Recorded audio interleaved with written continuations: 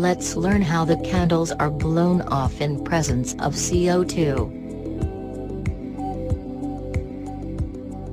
Take an empty glass. Now put 3 lighted candles in a row.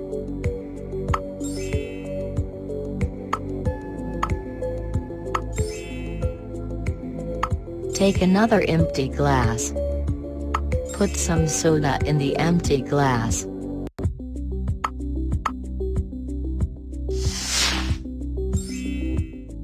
Now pour some vinegar into it.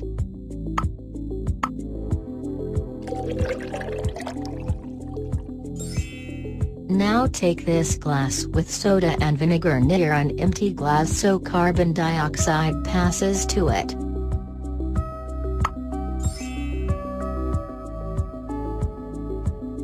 Now take the glass with carbon dioxide and move over candles.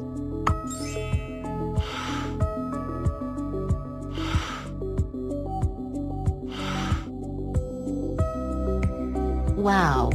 The carbon dioxide from the glass blow the candles. Moral is, when you mix baking soda and vinegar, you produce carbon dioxide. Now flame needs oxygen to sustain and carbon dioxide acts as fire extinguisher.